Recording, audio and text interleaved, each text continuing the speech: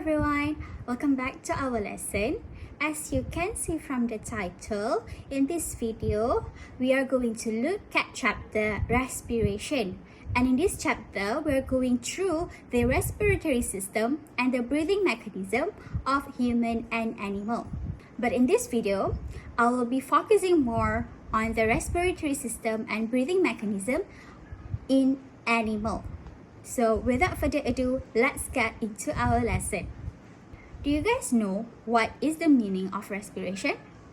Okay, respiration is an important living process carried out by all living organisms. Living organisms require energy for various activities and living processes, for example, muscle contraction.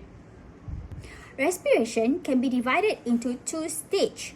The first one is external respiration and the second one is internal respiration. External respiration, which are also known as breathing, is a mechanical process that maintains a continuous exchange of gases between the respiratory surfaces of an organism and its environment. And for internal respiration, it is a process of gas exchange between the blood and the cell.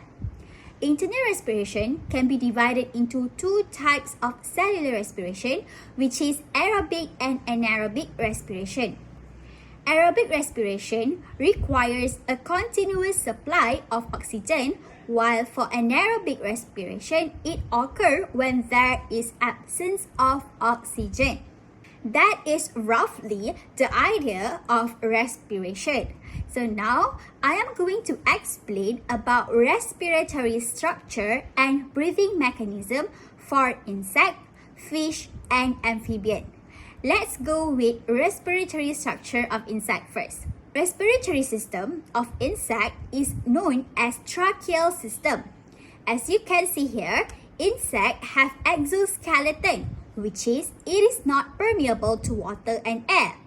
And the body of insect has small tiny opening known as spiracles.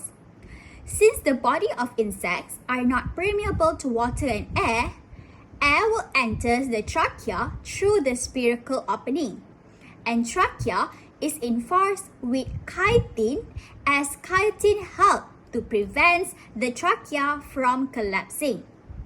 When air flows from the trachea, it will branches out into tracheoles and finally reaches the cells. Tracheoles are moist and has no chitin, and tracheoles are also close to each of the cells.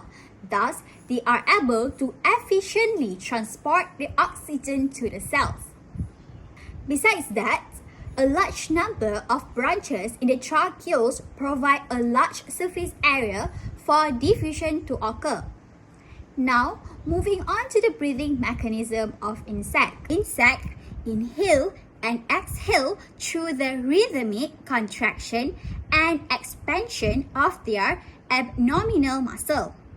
When an insect inhales, the abdominal muscle relaxes and the spiracle will open. So, the air pressure inside the trachea will fall and air will be drawn in. When air enters the trachea, it follows along until it branches into tracheoles and finally reaches the cells. Therefore, diffusion will occur. While when an insect exhales, it pushes out the waste gases and therefore the abdominal muscle will contract, decreasing the volume of the tracheal system. And when the volume decreases, the pressure will increase, forcing air out through the spiracle. And that is all you need to know about the breathing mechanism for insects. Next, let's go into the respiratory structure and breathing mechanism of fish. For fish, gills are the specialized respiratory structure for gases exchanged in water. The gills are supported by a gill arch and protected by the operculum. Each gill has a thin filaments, and these filaments consist of numerous thin walls called lamella. The adaptation of gill is that it has a large surface area of the filaments and lamella to increase the efficiency of gases exchange in fish. The membranes of the gill filament is thin to allow the absorption of the respiratory gases into the blood capillary. Besides that, the filaments are also supplied with a large network of a blood capillary to increase the rate of gases out exchanged by diffusion. Now, let's go into the breathing mechanism of fish. During inhalation, the floor of the buccal cavity lowers. At the same time, the opercular cavity enlarges and the operculum will close.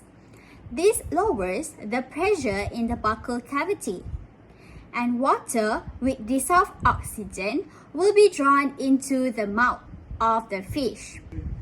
During exhalation, when the mouth closes, the floor of the buccal cavity is raised and water flows through the lamella and gases exchange between the blood capillary and water takes place. At the same time, the opercular cavity becomes smaller and the pressure in the buccal cavity is higher than the pressure outside. And the higher water pressure forces the operculum to open and water to flow out through the operculum. Now we are done with the respiratory system and the breathing mechanism for fish. Now for the last one, we are going to learn about the respiratory structure and breathing mechanism of amphibians. Amphibians such as frogs live on land and in water. So, the respiratory structure and body surface of frogs are adapted for an efficient gases exchange both on land and in water. The gases exchange occurs mainly through the skin and in the lungs of frogs. Now we're going to look at the skin of the frogs. During times of inactivity, gases exchange can take place through the skin. The skin is thin, permeable, and moist. The skin is kept moist by the productions of mucus.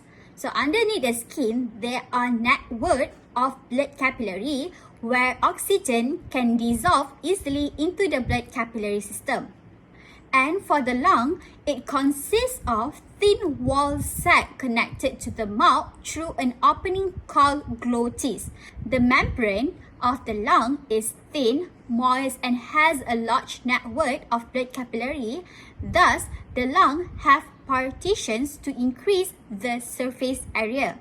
Okay, last but not least, we are going to look at the breathing mechanism of frogs.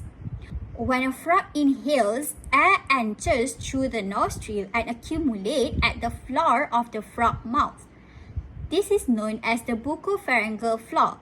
The bucopharyngeal floor will be lowered, and at this point, the glottis is closed and air will accumulate at the bucopharyngeal floor.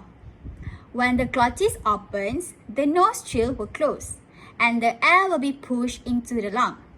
While during exhalation, the lung as well as the abdominal muscles contract to help the lungs push the air out via the glottis and out from the frog via the nostril. And that is the breathing mechanisms of frog.